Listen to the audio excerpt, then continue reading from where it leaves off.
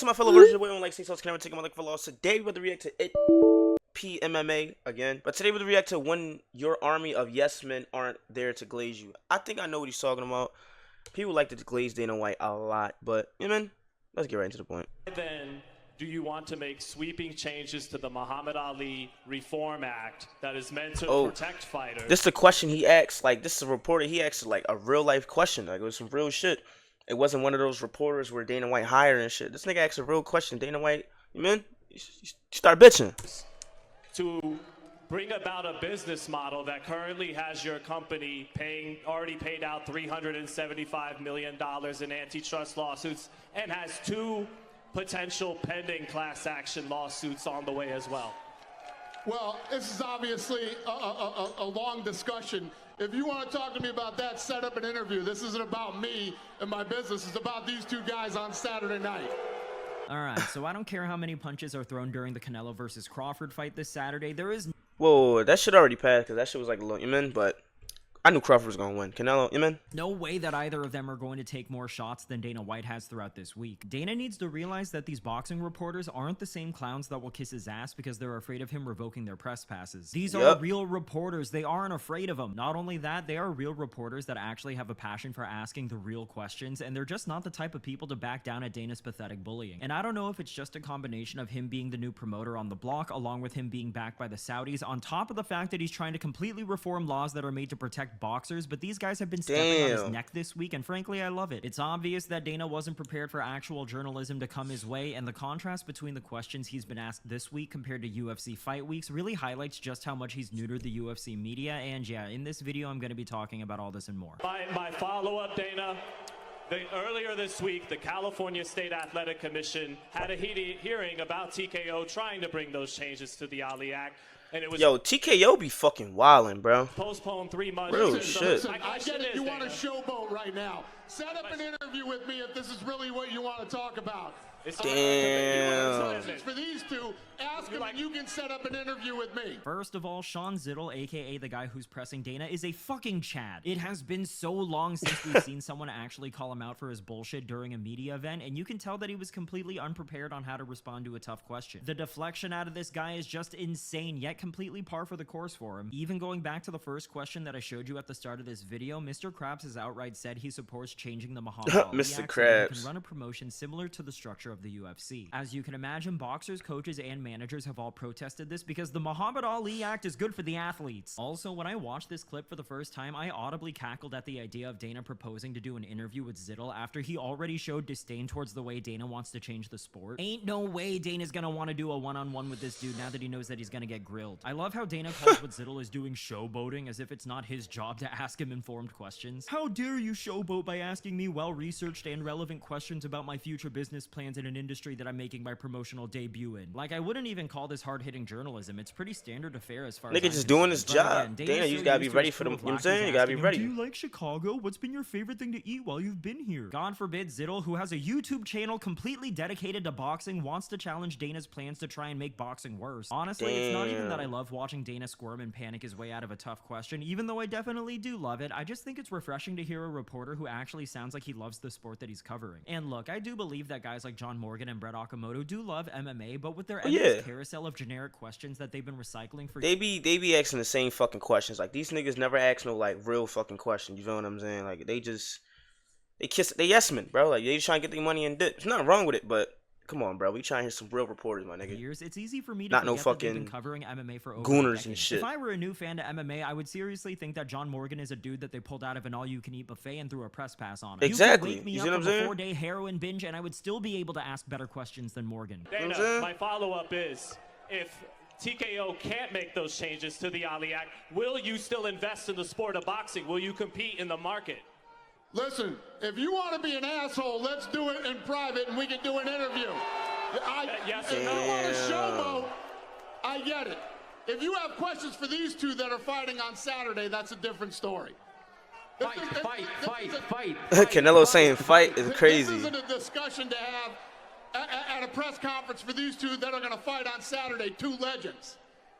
If you want to set up an interview with me and ask me these questions, let's do it one-on-one. Sounds and good. You can ask me anything you want. All right. Well, Terrence and Saul have a good fight. Yeah, you have a question for these 2? No. No? What the Beat fuck? it. Go ahead. Who's next? Yes, crowd, boo this man. Who does Dana think he's kidding? Like, how often do we ever see him take interviews with non-established media members these days? This is the only time that Zittel is going to get an opportunity to ask Dana anything face-to-face. Dana makes it seem like he's doing interviews with anyone and everyone on a regular basis, so I would hardly say it's out of line for this guy to call him out during this press conference. On that note, it is a boxing press conference, and Zittel is asking Dana a boxing-related question. This is a completely valid question to ask given the circumstances. Dana's such a gaslighter. He's made it clear that he wants to change the Ali Act. He agrees to promote this boxing event. He's up there on the stage, so yeah, I feel like it's open season to ask him about it. It's funny, as much as Dana has talked about moving into boxing, and he's even bragged about how he's going to be the guy to fix boxing, he can barely even handle knowledgeable boxing journalists. Sure, I do think that Sean Zittel was a bit confrontational, but I think his concerns are understandable, seeing as he's watching a guy who's notoriously taken advantage of his athletes move into the sport that he clearly loves. Damn, like, why niggas, I don't understand Dana is like a Mr. Somebody who's Krabs, watched Dana burn but like, bridges with- damn, like, without him, nigga, it wouldn't be no UFC. Can y'all stop hating on this nigga? You feel what I'm saying? Like, damn, I know he don't. No, actually, let me shut the fuck up, bro, because that sound like one of the Glazers too. For like 17 years now. I can't blame anyone who loves boxing to be worried about how his move into the sport is going to impact those involved. And what I'm going to do is basically like the Contender Series. The best will fight the best. Undefeated guys will fight undefeated guys. And what you will do is you will care about the first fight of the night and not just the main event. Okay, so you will help raise these boxers, and then once they reach the potential of a Canelo, let's say, they're going to make the big money with Saudi Arabia. Yeah, they're going to make big money here, too. I mean, Dana, you're paying the guys on the Contender Series like $5K to show. There's no way the boxing equivalent is going to be any better. everybody likes to throw the fighter pay out there, yet no. 5K, nigga, I will. What? He did not just. What? Nigga, if Dana White said, yo, you trying to rumble for 5K just to show up? Yeah, this nigga tripping, bro. At the MMA, fuck you, nigga. You tripping, nigga. I'm broke. I need that 5K, pussy ass nigga. Nobody does their Tripping. I just got in my bag with that because niggas like, oh, that's only 5K. Nigga, to get 5K just to show up in the rumble? Yeah, you fried, young boy.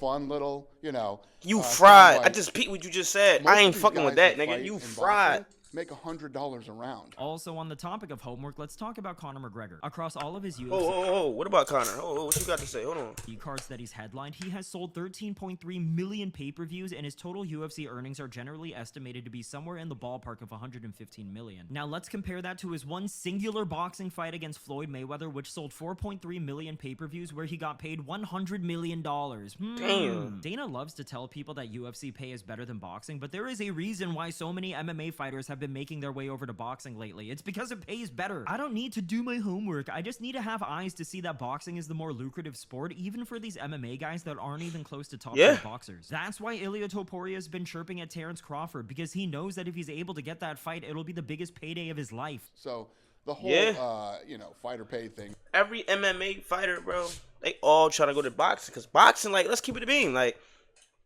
it's just more money. It's a better business. Like when it comes to money, that's what I'm saying. Like Canelo made like 280 mil just to fucking lose. If I'm not like wrong or right, I don't fucking know. But like, come on, bro. Like, there's no like win or lose, bro. You up. Like, you know what I'm saying? Like you fucking up. Is completely not true. And what I want to do is, obviously, I'm doing this Canelo Crawford fight, and I don't think anybody's questioning what these two are going to get paid. Well, I am, because it's not on record. What's the base purse for Canelo? Well, imagine what it would take to get Canelo to fight Crawford and have a guy move up weight classes when he's undefeated. I've heard 100 million. Probably. But no one in the UFC's ever made that as a base purse. Oh, Conor McGregor? 100 million. But that was against Floyd in a boxing match. Okay. That's right. Okay. Wow, Dana proving everybody's point live in 4K. This dude seriously thought that he checkmated the reporter, when in reality, he just stepped on a rake and hit himself in the face. Yeah, the only time that a UFC fighter has made 100 million in one night was when that UFC fighter went to boxing. This dude finally said the quiet part out loud, and that sheepish look down to the floor tells me that he realized that he fucked up big time. And it's not even like he got baited that hard. He wasn't outmaneuvered during the interview. He got some very mild pushback from the journalist, got offended, and then tried to prove his point in the dumbest way imaginable. Also, Also, I feel like we're getting mixed messages from Dana, because him saying that he's going to create a feeder organization that makes stars so that he can then pass them over to the Saudis sounds a bit different from him a couple of years ago saying that he's going to completely revolutionize boxing. Creating a promotion that signs B-tier fighters where 98% of them are inevitably going to amount to nothing doesn't sound like it's going to change the sport all that much, but what do I know? If you're asking me, it kind of sounds like Dana's already getting cold feet with how invested he wants to be as a boxing promoter, but that's just my take on the situation. And he has now said essentially that his side of this new thing with TKO and Turki Al-Sheikh, he'll be like the Contender Series to the ring cards. At least that's what it sounds. What do you make of all of this? It seems to have changed from what we first thought Dana and Turki. It's what I said the league was. It's lower level fighters and young prospects who they believe they can build into big stars, to big pay-per-view stars.